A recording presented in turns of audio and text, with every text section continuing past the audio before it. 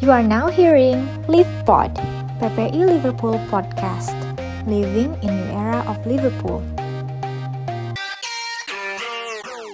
Bersama kami, PPI Liverpool, akan membahas info menarik seputar kehidupan pelajar Indonesia di Liverpool, mulai dari sports, music, uni life, traveling and food, dan info menarik lainnya. So, stay tuned! Halo semua, selamat datang bergabung di LivePod, podcast Perhimpunan Pelajar Indonesia di Liverpool. LivePod mulai saat ini hadir setiap bulannya untuk menemani teman-teman dengan menyajikan informasi seputar olahraga, musik, dan perjalanan, info tentang beasiswa dan perkuliahan, serta info menarik lainnya dari Liverpool. Untuk episode kali ini akan ditemani dengan saya sendiri, Dila, selama beberapa menit ke depan.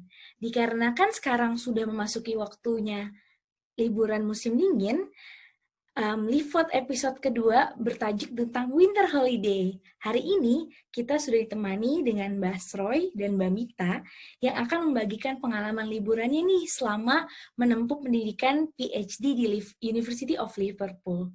So, please welcome Mbak Mita dan Mas Roy. Yeay! Salam kenal semuanya.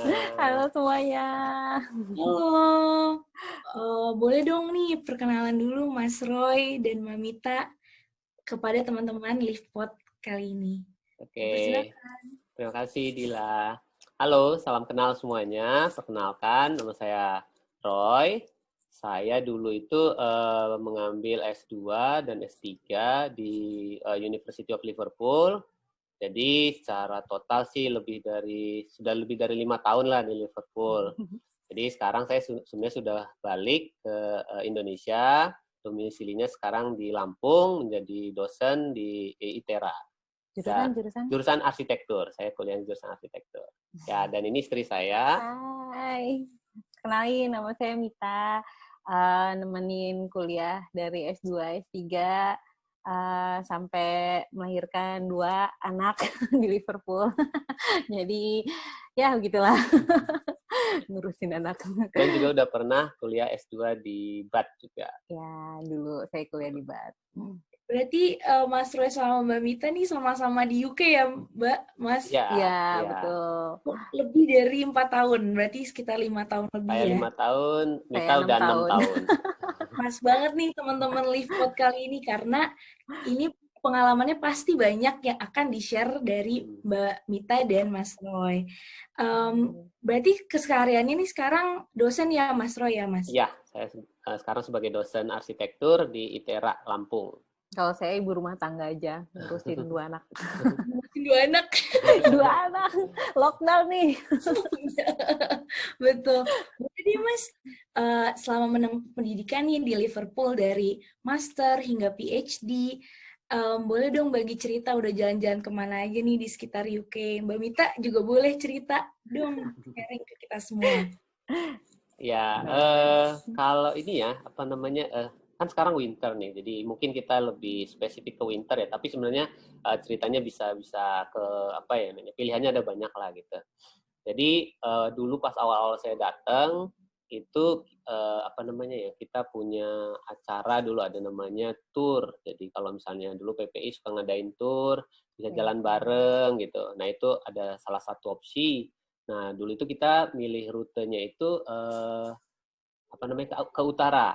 Jadi sebenarnya kalau winter itu kan dulu pilihannya adalah Scotland biar gitu. bisa Biar ngelihat salju gitu di atas gitu. Ada banyak. Jadi dulu banyak nyewa mobil, terus trip bareng mungkin 2 atau 3 mobil dari Liverpool, terus nanti berhenti mungkin di Lake District, terus mungkin berhenti di Durham ya, Durham, terus baru habis itu naik ke atas ke Edinburgh. Terus nanti dari Edinburgh naik lagi ke atas buat ngelihat salju di Highland. Dan itu sebenarnya yang penting sih browsingnya, banyak-banyak browsing aja. Jadi semua informasinya sudah ada gitu, tinggal kita browsing-browsing aja gitu. Nah itu pilihan di utara. Nah kalau pilihan di selatan itu kebanyakan ya ke arah London sih. Jadi London dan sekitarnya, karena mungkin orang mendekatkan juga sama New Year. Jadi winter break-nya itu antara Christmas dan New Year. Karena di Edinburgh itu ada namanya apa tuh? Yang sebelum New Year itu Hogmanay. Hogmanay. Jadi di situ ada nanti kayak parade-parade. Terus kayak festival gitu. Jadi sebelum New Year ada tanggal 31. Nah, itu yang sering dikejar ke arah Edinburgh.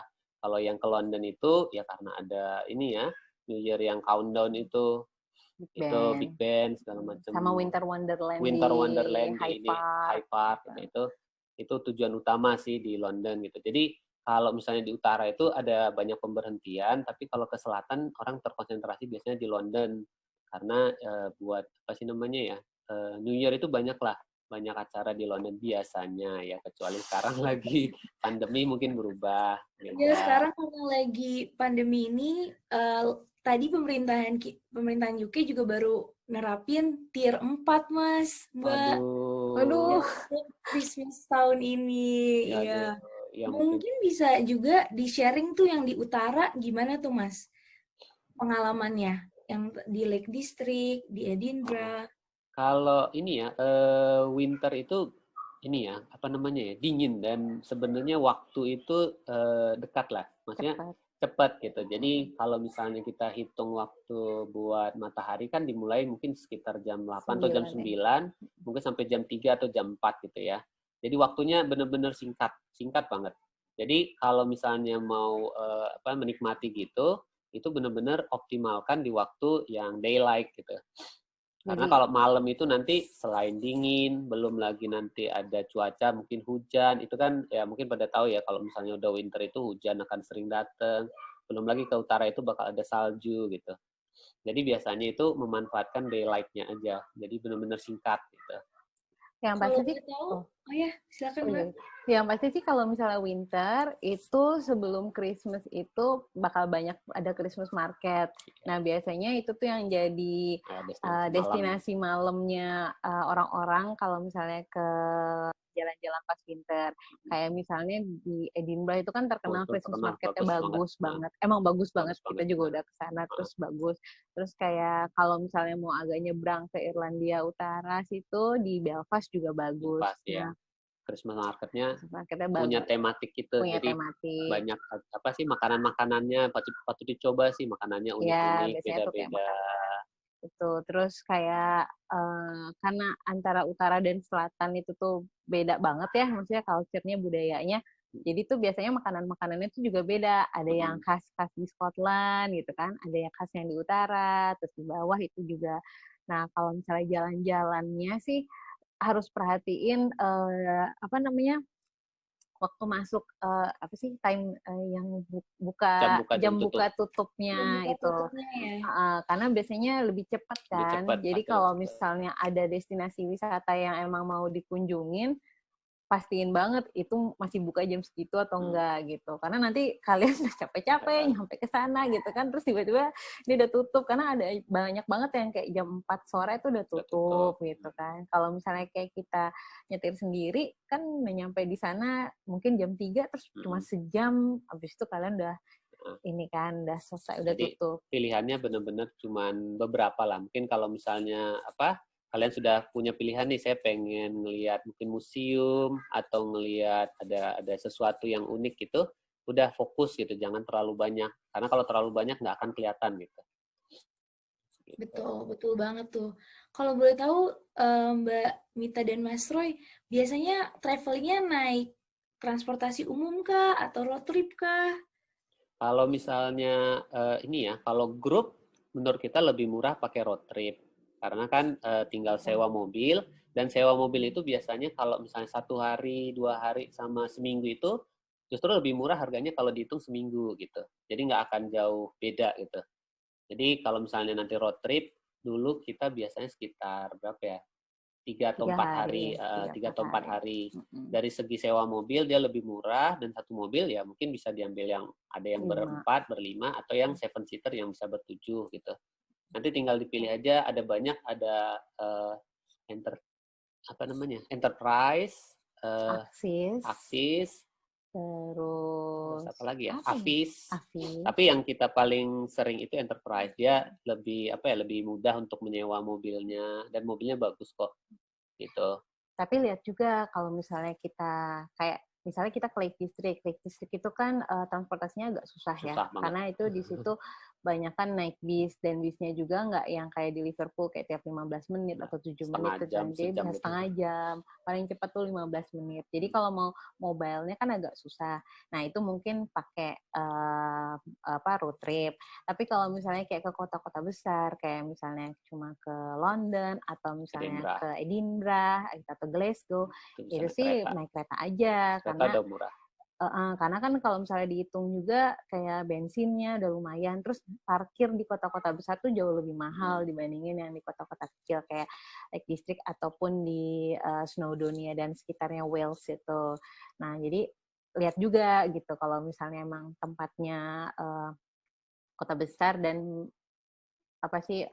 keretanya itu murah, kadang-kadang suka ada diskon loh dia gitu kan, jadi mending pakai itu gitu. Bener, setuju banget nih sama Mbak Mita, bener banget buat teman-teman yang mau pilih nih destinasinya dan transportasinya itu juga mendukung banget antara kota gede dan kota besar dan kota kecil berarti ya Mbak. Ya, dan juga kalau misalnya jumlah orang yang kita ajak di grup atau nggak sendiri individual itu juga berbeda. Jadi kembali lagi ke destinasi tempat dan berapa jumlah orangnya. Betul ya Mbak? Betul. Kalau boleh tahu nih, yang paling terkesan selama di UK trip ini, nggak perlu winter deh, boleh summer, boleh semuanya. Di UK ya tapi ya. Sebenarnya pokoknya nggak di UK ya. Ada juga di luar UK. Kalau di UK sih sebenarnya yang itu ya yang kamu aja dulu. Ya yang jadi kan dulu kan kita Snowdonia itu kan. Jadi kita kemarin itu sebenarnya Januari, jadi termasuk masih winter ya. Jadi kita sebenarnya Februari ya. Karena itu masih ada salju itu. Jadi kita kemarin berempat dan berlima. Jadi saya bawa bayi. Jadi itu kita pergi mendaki gunung. Jadi ada satu jadi di situ di Snowdonia itu ada 7 trek. Jadi 7 trek itu ada yang dari paling gampang sampai ekstrim gitu. Jadi semua orang bisa memilih lah, kalau di ekstrim ada yang jalannya benar-benar parah banget lah gitu. Nah kita itu ngambil istilahnya yang middle, jadi nggak terlalu mudah. Karena kita ngambil treknya itu yang dekat, jadi itu dia dekat, tapi dia dibagi 2. Jadi ada trek mudah sama trek sulit gitu, jadi setengah-setengah. Namanya miners trek. Jadi itu kita pergi satu tempat itu namanya Penny Pass. Nah di situ ada penginapan dan penginapan itu cuma satu-satunya bangunan dari radius berapa ya 5 km lah. Jadi di situ cuma ada penginapan itu. Di situ kita nginap, baru berangkatnya pagi-pagi. Nah di situ kemarin kita pengennya salju sih, jadi salju dan benar-benar itu malamnya salju. Jadi bersyukur banget lah gitu. Jadi pas jalan itu emang putih, nggak terlalu banyak sih karena dia banyak saljunya di puncak. Nah udah, jadi pas jalan yang yang datarnya masih enak lah, maksudnya nggak terlalu mendaki gitu. Jadi dia ada beberapa step. Nah terus ada mendakinya udah lumayan. Nah yang terakhir itu benar-benar curam. Nah kita sebenarnya udah mikir-mikir, karena saya bawa bayi dan bawanya itu di punggung kan, jadi kayak udah gimana ini gitu. Tapi ya udahlah, palang tanggung, jalan aja gitu. Dan itu benar-benar kita nyampe cuman 3/4 dari si bukitnya itu, karena di atas itu salju udah nyampe 1 meter lebih. Jadi dan kebetulan banget kita ketemu sama orang yang sudah rutin di situ, sama rangersnya. Jadi dia udah emang sering jalan. Terus dia bilang, saya saranin kalau bawa anak jangan, kata dia. Ya kita patuh gitu karena kan dia udah sering situ gitu. Katanya 1 meter, jadi nanti akan kesulitan buat kalian jalan gitu. Ya udah, kita cuma berhenti di 3/4-nya, tapi itu luar biasa pemandangannya, saljunya, dan karena kita mendaki, jadi capek gitu, nyampe di atas itu rasanya puas banget. Kalau saya itu sih yang berpengalaman, berkesan banget gitu. Wow, berarti kalau di Snowdonia itu buat teman-teman juga nih, peneman Livepot itu kita harus 2 hari ya Mas? Nggak bisa Minimal.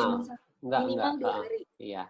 Berarti Jadi nginep paling di nggak sana. pagi, nginep biar berangkatnya bisa pagi-pagi banget jam 6 gitu. Karena Oh, kalau udah siang, ini dia itu apa namanya suka udah panas kalau misalnya pas summer, kalau pas winter itu kadang ya cuaca tidak terduga gitu. Jadi ya kita harus memprediksi. Jadi nanti ya mungkin kalau misalnya lagi badai, ya jadinya harus ditunda atau dimajuin gitu. Jadi benar-benar harus di-spare waktunya.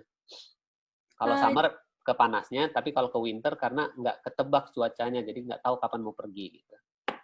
Boleh deh Mas dikasih tips juga nih buat teman-teman Livepod kita. Itu Mas cara cari tempat tinggalnya tuh yang paling deket kah atau yang paling nyaman kah? Gimana tuh Mas? Kalau khusus untuk Snowdonia sih itu cuma ada itu doang gitu. Dia ada YHA bener ya? YHA. Dia cuma ada satu-satunya penginapan di situ gitu. Nggak ada yang lain gitu. Jadi ya kalau misalnya emang planning ke sana jauh-jauh hari, coba aja dia biasanya banyak diskon kok. Jadi harga murah gitu bisa di situ gitu.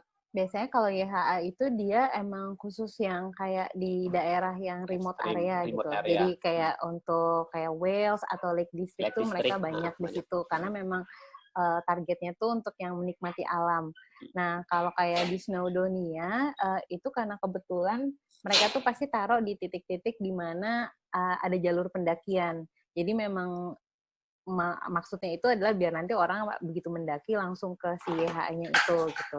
Tapi kalau misalnya di kota yang misalnya selain Snowdonia di Wales juga itu ada banyak sih penginapan yang lain. Kalau kita karena keluarga jadi biasanya nyarinya tuh kalau nggak YHA Travelodge gitu yang harganya oke buat keluarga.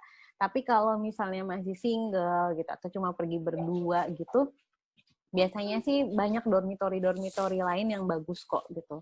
Cuma ya lihat-lihat aja di ininya, di apa namanya, di reviewnya gitu. Betul banget.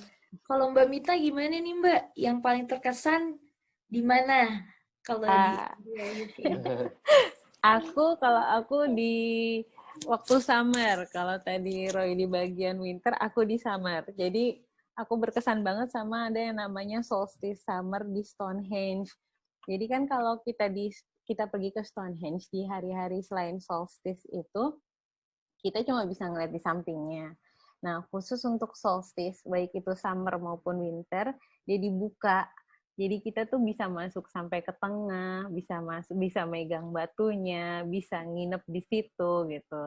Jadi kalau yang buat yang belum tahu, solstice itu apa namanya? Kalau solstice summer tuh berarti tanda bahwa ini kita udah masuk summer. Kalau winter itu tanda bahwa kita udah masuk winter. Nah, jadi si Stonehenge itu kan bentuknya bulat gini nih. Itu tuh ada kalau winter itu dia pas matahari terbenam tuh turunnya di titik yang mana, dan pas kalau summer itu pas matahari terbit pertama kali summer tuh di titik mana gitu. Nah, solstice summer sama winter itu buat ngeliatin si matahari terbit dan terbenam itu gitu kan. Jadi itu ada namanya kalau di UK tuh apa sih pagan tuh apa ya? Kayak pemuja satu agama gitu kan. Nah, pemuja agamanya itu dia mengadakan ritual di solstice di Stonehenge itu pada saat solstice summer. Jadi itu ini banget apa namanya rame banget gitu waktu pas hari solstice summer itu, dan kita nginep di Stonehenge. Jadi waktu itu aku waktu itu belum nikah sih, jadi aku masih sendirian. Terus aku pakai base gitu, pergi ke Stonehenge, terus nginep di sana, cuma berbekal dengan jaket doang karena waktu itu summer aku pikir udah panas kan malam-malam, ternyata panas malam-malam tetap dingin banget. Jadi aku tidur di Stonehenge gitu kedinginan cuma pakai jaket. Terus itu bareng-bareng banyak banget orang, mereka nari-nari lah, mereka makan. Tapi emang kita nggak boleh campfire sih ya, jadi makan kering aja. Terus habis itu pagi-pagi kita sama-sama menanti si matahari terbit di satu titik itu rame banget. gitu. Itu rame banget. Tapi it's unforgettable lah. Kita nginep situ terus aku ngerasain megang gitu kan, megang si batu itu, walaupun aku sebenarnya tahu nggak boleh dipegang tapi orang-orang di situ udah ya itu satu kan hari udah pergi jauh-jauh ya Mbak. Iya udah jauh-jauh dipegang. Aduh, orang-orang malah sampai berdiri di atas batunya segala macam gitu. Tapi itu benar-benar ini banget lah pengalaman banget. Tapi kalau misalnya nggak mau nginep, yang kita kemarin ada juga yang salty summer-nya itu kita naik mobil. Ya. Jadi kita pergi dari Liverpool itu sore, nyampe sana udah agak malam gitu. Ya udah, cuman datang ke situ, terus ngelihat aja. Jadi nanti kita bisa masuk ke tengah gitu. Bukan jam 9 tutup parkir ya? Enggak. Tutup parkir jam 12. Jam 12 malam tutup parkir. Jadi sebelum parkir tutup kita harus di dalam. Nanti kalau nggak di dalam kita nggak boleh masuk lagi. Nah, nanti di dalam itu rame banget orang. Jadi bisa, kalau biasanya kalau orang ke Stonehenge itu dia cuma lewat jalur luar. Nanti kalau misalnya pas salty summer itu bisa benar-benar di tengah gitu. Dan itu kalian bisa nikmatin banyak orang di situ ya. Kayak yang tadi katanya ada kayak semacam ritual gitu. Jadi mereka nari-nari, ada kayak semacam lagu-lagunya gitu. Terus juga kalau misalnya mau road trip, kalian bisa nggak tidur kalau aku kan karena aku sendirian ya, jadi aku tidurnya di Stonehenge itu di sekitarannya. Kalau nggak bisa pakai mobil terus tidur di mobil aja, nanti pas sudah mau sunrise baru kalian jalan ke sana gitu kan, nanti ngelihat. Jadi kan kalau di mobil kan ada pemanas kan, jadi anget kan gitu ya, paling agak bensin aja sih gitu. Berarti kalau ke Stonehenge lebih baik transportasinya pakai road trip aja ya berarti ya Mbak sama yang mobil gitu ya. Wah, pengalamannya hebat banget. Summer ada, winter ada. Pas banget nih semuanya. Kalau masalah pengalaman kan ini udah pasti semuanya terkesan kan ya Mbak. Mas, kan tadi juga ada ngasih tahu juga nih saran-sarannya untuk kita semua. Ada nggak sih pengalaman yang kurang mengenakan yang bisa jadi saran juga nih buat teman-teman pendengar Livepod kita gitu? Ada nggak Mas? Yang pasti ini aja sih, maksudnya kita maksudnya selalu mengharapkan yang perfect lah. Jadi kayak kemarin itu kan yang aku naik ke Sunodonia itu, ke puncaknya itu, ya kita mengharapkan ya cuaca cerah, bisa ngelihat apa-apa gitu kan. Ya alhamdulillah kemarin dapet. Terus tapi ada banyak tempat itu yang kita ke Lake District. Nah itu juga pengen, itu kan bagus banget, pokoknya ada danau, banyak danau. Terus habis itu langitnya biru lah, pengennya gitu ya. Tapi di situ kita kena hujan terus gitu. Jadi showering sih. Ya, tapi... jadi ya kita di UK, maksudnya kalian itu ntar di UK itu jangan berharap ya bakal terprediksi lah semua akan cerah gitu. Jadi cuaca itu bisa berganti sekian detik, itu udah ganti lagi gitu. Itu sih yang agak harus dibuat planning. Iya, maksudnya diperhatikan lah gitu. Jadi jangan berharap lah cuacanya akan perfect. Sama ya itu juga berkaitan sama itu dulu kita ada pengalaman teman kita, ada yang istilahnya mungkin ya mereka ini ada berdua, terus masih ya itu adventure lah, pengen coba gitu. Jadi mereka ke Lake District Lake District. Terus mereka planning ya udah jalan ke sana, nanti baliknya oke lah gitu. Tapi ternyata itu winter. Jadi pas mereka pergi pas pulang itu gelap dan benar-benar nggak ada cahaya, nggak ada nggak ada lampu, nggak ada apa-apa, dan itu gelap total. Jadi mereka nggak menemukan jalan pulang. Jadi untuk kalian kalau misalnya sudah planning itu benar-benar hati-hati dan ya maksudnya benar-benar memperhatikan itulah rambu-rambu. Nanti katanya di situ ada katanya. Jadi harus pulang jam berapa gitu. Nah itu dia kemarin sampai harus ditolong sama itu rescuer gitu. Jadi supaya ya itu diselamatkan gitu. Pakai helikopter ya kemarin. Iya, pakai helikopter, jemputnya pakai helikopter gitu. Jadi harus benar-benar itulah memperhatikan itulah biasa ada sih itu peringatan-peringatan gitu. Waktu saya ke Sunodonia juga ada peringatannya. Itu penting untuk dibaca, jangan diabaikan gitu. Kalau secara itu sih kita rambu-rambu. Iya, rambu-rambu. Ya, jadi di jalan juga kan suka banyak rambu-rambu gitu ya. Jadi suka peringatan 75 mph gitu. Jadi jangan sampai kita melebihi gitu. Karena kalau melebihi itu fine-nya itu gede banget lah gitu. Ada kecepatan, dilarang parkir, terus apalagi ya biasanya ya? Kelebihan parkir. Jadi biasanya kalau kita parkir di jalan, itu kan biasanya jangan lupa ada koinnya. Dan itu per 2 jam, per 4 jam gitu. Oh, lebih baik dipasang, ditaruh sih ini. Oh iya, karcis. Jangan lupa taruh karcisnya. Jadi kalau setelah dibeli tiketnya, dipasang karcisnya gitu. Karena fine-nya itu nanti kenanya itu setelah kita pas ngembaliin mobil. Jadi nanti kita ngembaliin mobil, kita sangka sudah selesai. Nggak taunya nanti keluar tagihan sekian ratus pound karena fine gitu. Jadi itu harus hati-hati lah. Itu bisa lebih besar daripada biaya sewanya. Oh, betul gitu banget sih. tuh. Kalau boleh tahu nih, sebelum berpergian biasanya Mbak Mita dan Mas Roy itu persiapinnya apa aja? Kalau boleh tahu. Kalau persiapan ya, yang biasa kita persiapin sih ini ya, pelajari benar-benar itunya, tempatnya. Jadi informasi tentang tempatnya itu udah banyak banget lah di di website, di mana-mana gitu. Jadi benar-benar pelajari, nanti ada itunya, informasinya banyak. Terus jangan over inilah baju atau apa gitu, karena kebutuhan apa sih namanya kayak supermarket apa sih namanya itu ya, Tesco segala macam itu, Aldi itu ada banyak lah di mana-mana, kecuali misalnya kayak Snowdonia gitu, itu emang nggak ada buat tempat makan. Jadi ya mungkin ada buat snack atau makan lah gitu.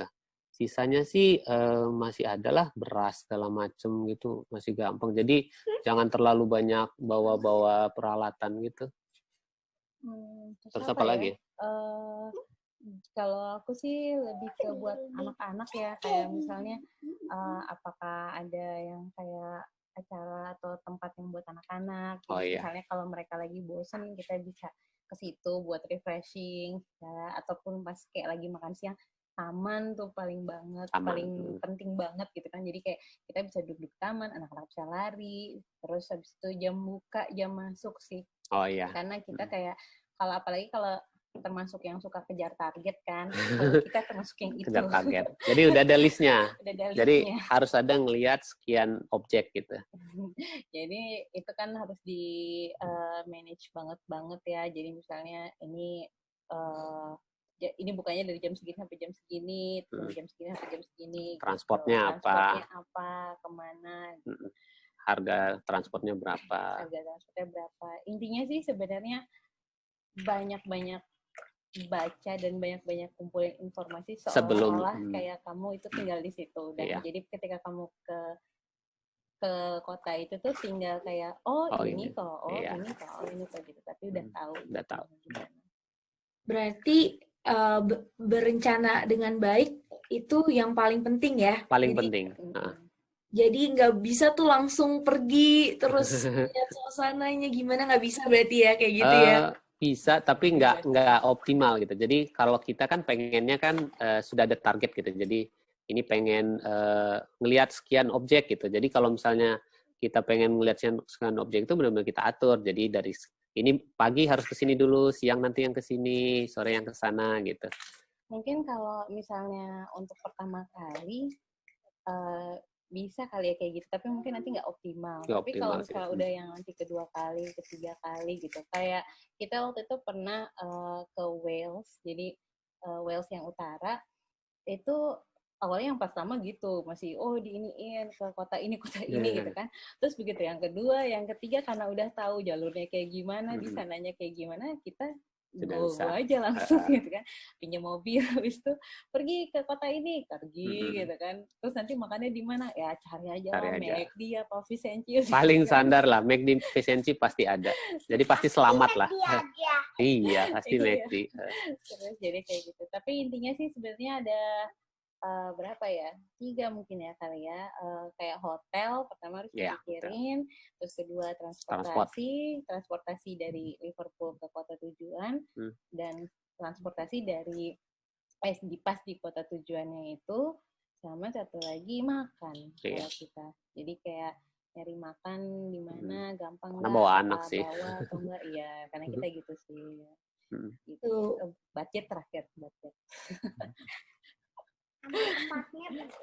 Teman-teman Livepot bisa tuh jadi masukan juga kalau misalnya mau pergi kemanapun harus planning biar optimal. Bener banget nih kata Mas Roy dengan Mbak Mita. Dan mau nanya nih terakhir banget penutupan. Kalau boleh tahu dari segi biaya budget nih Mas Roy dan Mbak Mita, sebenarnya trip keliling UK, sekitar UK itu lebih mahalkah dari negara lain atau sebenarnya tergantung lagi kembali ke kitanya, pilih-pilih diskon yang baik gimana? Ada saran kah buat teman-teman pendengar Livepot kali ini? Lebih mahal Europe apa di? Iya benar, sebenarnya kayak gitu emang. Tergantung sebenarnya ya, karena ya itu tadi kalau kita planning dari awal sebenarnya di UK juga misalnya sama aja ya? Iya sama emang sama. Ini maaf ya. Jadi dia tahu juga. Sebenarnya sih kalau di luar dari visa, itu hampir sama sih. Karena sebenarnya juga biaya kayak kereta gitu di UK tuh nggak murah juga gitu kan. Kayak misalnya naik apa sih namanya Avanti sekarang dari Liverpool ke London aja atau ke Edinburgh aja udah berapa 10 pound kan satu orang. Sama juga kalau misalnya kayak di Eropa juga gitu sih, segitu juga untuk tiket pesawatnya kalau pas lagi diskonnya Ryanair, EasyJet gitu deh. Dan tapi enaknya di Liverpool kalau menurut aku karena kita udah tahu situasinya, jadi kita tahu kayak kalau belanja ya di Tesco gitu-gitu juga ada kok gitu kan, di Aldi juga ada gitu, dan biasanya tiap kota tuh ada yang macamnya kayak Tesco, Aldi, Asda atau bahkan Morrison gitu. Jadi lebih enak aja. Tapi kalau dari segi biaya sih sama aja sih. Kecuali visa ya, emang visa itu mahal banget kalau di Eropa. Jadi sebenarnya kalau trip di UK sendiri itu masih oke ya, berarti nggak terlalu mahal juga masih. Kalau dari segi keamanan gimana nih, Mbak Mita dan jangan takut lah kalau misalnya di UK kita aman banget. Maksudnya dari pengalaman kita ya gitu. Maksudnya selama kita jalan-jalan itu aman banget lah di UK. Lebih aman malah nih daripada di Eropa ya. Jauh lebih aman dari Eropa. Di UK itu orang-orangnya ramah, terutama kalau misalnya kita ke area utara sama selatan banget ya. Selatan banget. Itu orangnya bahkan kalau kita lagi diem gitu suka disapa, suka diajak ngobrol, terutama sama nenek-nenek atau kakek udah pasti diajak ngobrol. Jadi inilah aman banget, aman. UK aman. Aman berarti ya, semuanya aman ya. Itu untuk teman-teman. Dan child friendly. Child friendly, iya. Iya, child friendly. Child friendly ya. Untuk teman-teman semua pendengar Livepot, udah ada nih saksinya kalau misalnya keliling di UK ini relatif aman dan affordable berarti ya Mbak Mita dan Mas Roy. Untuk kali ini mungkin waktunya hanya bisa sampai sini aja. Terima kasih kepada Mas Roy dan Mbak Mita yang sudah meluangkan waktunya. Semoga Livepot ini bisa menjadi sumber inspirasi dan manfaat untuk kita semua. Untuk teman-teman semua yang memiliki rencana untuk berpergian di tengah pandemi ini, dihimbau untuk mempertimbangkan kembali. Jangan lupa untuk selalu update informasi perkembangan kondisi di kota tujuan dan travel restriction yang ada. Gunakan masker, jaga kesehatan, dan cuci tangan dengan rutin. Jangan lupa menjaga jarak dan patuhi arahan dan instruksi yang ada. Livepot ini bisa didengarkan di Spotify, iPodcast, Anchor, dan bisa juga ditonton melalui YouTube dan IGTV PPI Liverpool. Terima kasih untuk teman-teman yang sudah mendengarkan. Nantikan Livepot selanjutnya dengan tema-tema menarik lainnya. Saya, Fadila Nadia Rahenda, mewakili teman-teman dari PPI Liverpool undur diri. Ciao, bye! Terima kasih telah mendengarkan Livepot. Jangan lupa like, subscribe, dan komen. Untuk info menarik lainnya, jangan lupa follow IG kami di @ppi_Liverpool. Juga di website kami di www.ppiliverpool.org. Terima kasih.